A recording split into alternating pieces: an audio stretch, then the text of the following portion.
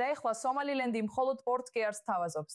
მისი პრეზიდენტი ამბობს, რომ ეს გამოყოფილი ტერიტორია ჯიბუტის მაგალითს მიყვება, გამოიყენებს თავის სტრატეგიულ სანაპიროს უცხოური სამხედრო ბაზების მოსაზიდად და ბერბერას პორტს დიდ სავაჭრო ცენტრად გადააქცევს.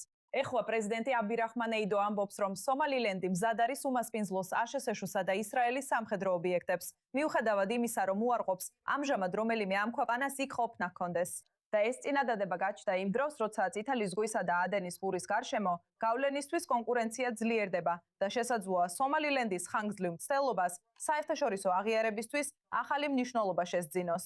ეხლა ჩვენთან ერთადაა საიდ იბრაჰიმი, Somaliland Chronicles რედაქტორი, რომელიც დაგვეხმარება გავიგოთ, რას ელოდება სომალილენდი ამ სტრატეგიისგან. სამლენდი ფაქტობრივად ამბობს, შეხედეთ რა გააკეთა ჯიბუტი. მაგრამ რამდენად რეალისტურია, რომ ბერბერა გახდეს კიდევ ერთი მთავარი ცენტრი უცხოური სამხედრო ბაზებისა და საერთაშორისო ვაჭრობისთვის? ეს ჯიბუტის სტრატეგიაა, მაგრამ მე მჯერა, რომ მხოლოდ ტერიტორიის ზომითაც კი სომალილენდი 10-ჯერ მეტის გაკეთება შეძლებს. და ეს უცხოური სამხედროები ერთმანეთს საერთოდაც ვერ ნახავენ, განსხვავებით ჯიბუტის შემთხვევისგან. მოკლედ, იდეა ისაა, რომ ჯიბუტი ამჟამად 5 მთავარ სამხედრო ბაზას მასპინძლობს. მათ შორის არიან შეერთებული შტატები და ჩინეთი. მაგრამ ამავე დროს არსებობს უზარმაზარი შესაძლებლობა არა მხოლოდ სომალილენდისთვის, არამედ მაგალითად შეერთებული შტატებისთვისაც, რომ ოდნავ აღმოსავლეთით გადაინაცვლონ სომალილენდში. და მიზეზი ის არის, რომ თავიდან, როდესაც ხუთებმა დაიწყეს ხომალდებზე თავდასხმები ბაბელმანდების სრუტეში, ჯიბუტიმ ფაქტობრივად აუკრძალა შეერთებულ შტატებს კამპ ლემონიეს სამხედრო ბაზის გამოყენება, რომელიც მათ ჰუთების წინააღმდეგ ოპერაციების მხარდასაჭერად აქვთ. და იმ დროს ჯიბუტის საგარეო საქმეთა მინისტრმა ფაქტობრივად ეს პალესტინელებისთვის შვებად მოიხსენია, როდესაც აღწერდა, რას აკეთებდნენ ჰუთები. ამ მიზეზითაც კი ვფიქრობ, სომალილენდი ბევრად უფრო სიცოცხლის უნარიანია, ვიდრე ოდესმე შეიძლება იყოს ჯიბუტი. მიუხედავად იმისა, რომ მათ ფაქტობრივად სრულყოფილად აითვისეს ეს და ეს მათი MშՊ-ის ერთევარი ცხაროა იმ ხრივ, რასაც ისინი რეალურად ყიდიან მსოფლიოს. მართალია, მაგრამ რა თქმა უნდა, იცით, აშშ-სა და ისრაელის სამხედრო ბაზებისთვის კარის გაღება არ არის ის, რასაც რეგიონის ზოგიერთი ქვეყანა განსაკუთრებით კი მიესალმება.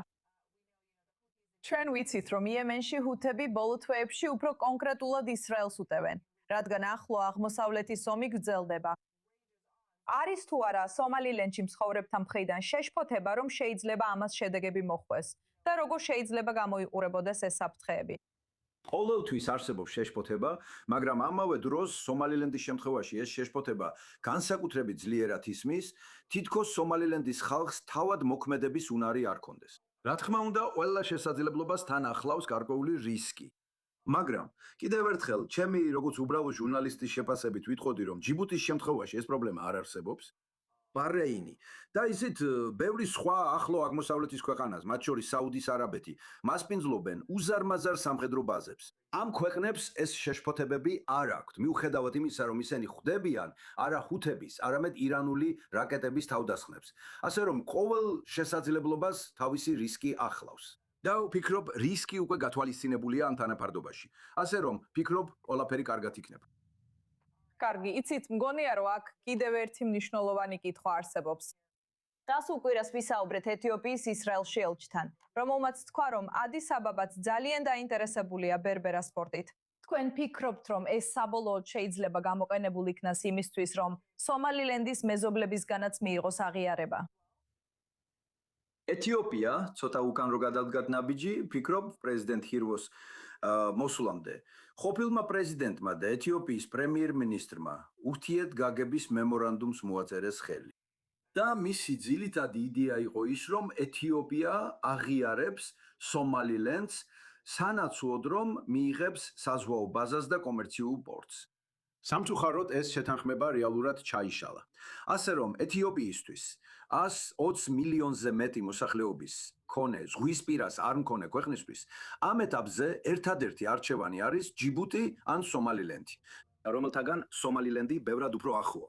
ასე რომ ერთ-ერთი რამ, რასაც სომალილენდი ბერკეტად იყენებს და ცდილობს მსოფლიოს მიხიდოს, არის ის, რომ თქვას, აღიარეთ ჩვენი დამოუკიდებლობა. და სანაცვლოდ ჩვენ მოგცემთ ყველა ამ სხვადასხვა შესაძლებლობას ეროვნული უსაფრთხოებიდან დაწყებული საერთაშორისო ვაჭრობით დამთავრებული, რაც რეალურად ეფექტური გზაა ამ საკითხის მოსაგვარებლად. ასე რომ იმედია მსურველები გამოჩნდებიან, მაგრამ კიდევ ერთი მნიშვნელოვანი რამ რაც აქ ხდება არის ის, რომ სომალილენდმა რეალურად უარი უთხრა ჩინეთს. ძალიან მნიშვნელოვანია ამის აღნიშვნა. ასე რომ მიუხედავად იმისა, რომ სომალილენდი რეალურად სთავაზობს ან თითქოს იწვევს მსოფლიოს, რომ მოვიდნენ და გახსნან სამხედრო ბაზები, ერთ-ერთი ვინც განსაკუთრებით არ იქნება წარმოდგენილი, იქნება ჩინეთი. რაც კიდევ ერთხელ არ შეესაბამება ჯიბუტის შემთხვევას, სადაც მათ რეალურად აქვთ მათი ერთადერთი უცხოური სამხედრო ბაზა. ასე რომ მხოლოდ ამ თვალსაზრისითაც კი მე ვფიქრობ, რომ სომალილენდმა შეიძლება აიღოს ჯიბუტის მოდელი, გააუმჯობესოს ის და რეალურად უფრო ეფექტურად შეუწყოს ხელი მსოფლიო მშვიდობას. ბოლო კითხვა, რომელიც მინდა დაგისვათ, თქვენი პოზიციიდან, ვის ელით, რომ შემდეგი აღიარებს სომალილენდს? სულ იმედი იყო იმაზე, ვინც არა მხოლოდ იცის ადგილზე არსებული რეალობა, არამედ რეალურად ჩადო ინვესტიცია და საქმით დაამტკიცა თავისი სიტყვები. და ეს იქნებოდა არაბთა გაერთიანებული საამიროები, ხო ასეა? ისევ ბერბერა სპორტი, რომელსაც ყველა უყურებს თავისი თანამედროვე ინფრასტრუქტურით. არაბთა გაერთიანებულმა საამიროებმა დააფინანსა თითქმის 10 წლით ადრე, სანამ ხალხი სომალილენდზე დაიწყებდა საუბარს.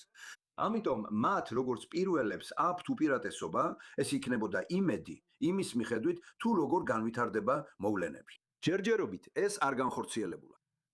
ამავე დროს ეთიოპია, რომელიც იცით თითქმის თითქოს ამაზე გადავიდა. იცით, ასპარეზზე გამოვიდა.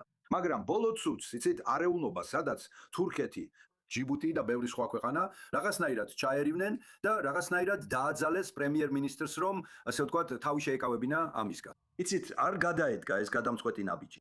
ანუ ბევრი მსურველია, მაგრამ მე მართლა ვფიქრობ, რომ სომალილენდი ახლა, იცით, 10 წლეულების განმავლობაში ცდილობდა მსოფლიოს დაენახებინა, რომ მშვიდობიანი და დემოკრატიულია.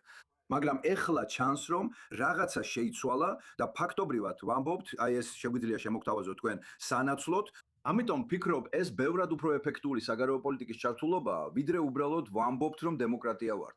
იმიტომ რომ ისევ და ისევ, რასაც საკუთარი თავისთვის აკეთებ, არავის აინტერესებს. რასაც ხვებს თავაზობ, ხომ ასეა, თუ შეგიძლია რომ შენი ინტერესები სხვების ინტერესებთან დააკავშირო, ეს ბევრად უფრო სტრატეგიული პოზიციაა. კარგი, საიდ, როგორც ყოველთვის ძალიან საინტერესოა შენთან საუბარი. მადლობა ამ ახსნისთვის.